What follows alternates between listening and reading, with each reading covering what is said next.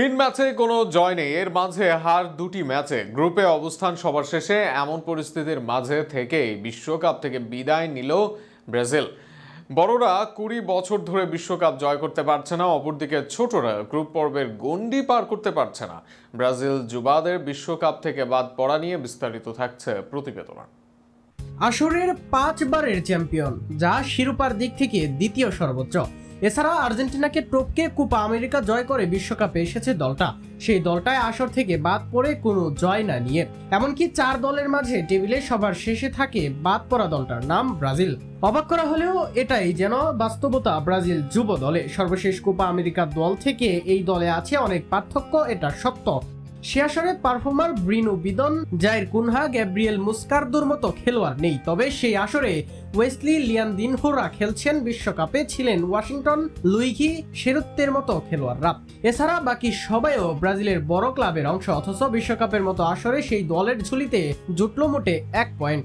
সেই পয়েন্ট এসেছে শুরুর ম্যাচে মেক্সিকোর বিপক্ষে। সেখানে জয়ের লক্ষ্য নিয়ে মাঠে নেমে ড্র করে ব্রাজিল।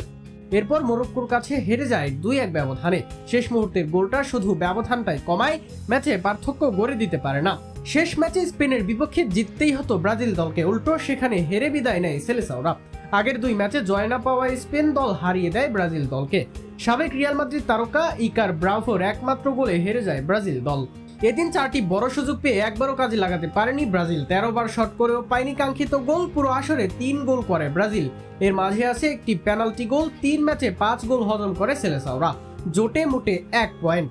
গত আসরেও অনেক বড় বড় তারকা ছিল না ব্রাজিল দলে, তবে সেখানে অন্তত কোয়ার্টার ফাইনালে যায় ব্রাজিল, যেখানে মূল ম্যাচে ড্র করলেও অতিরিক্ত সময়ে হারতে হয় তাদের। এবার যেন গ্রুপ পর্বেই বিদায় নিল তারা, সেটাও ৪ দলের মাঝে সর্বনিম্ন পয়েন্ট পেয়ে সবার শেষে থেকে। এমন কিছু যেন অপ্রত্যাশিতই ছিল ভক্তদের জন্য। অনেকে যেখানে দায়ী করেন কোচ মেনসেসকে, দলে ওয়াশিংটন লিয়ান্দ্রুনহোদের কাজে লাগাতে পারেনি এই কোচ, এমনটাই মনে করেন অনেকে।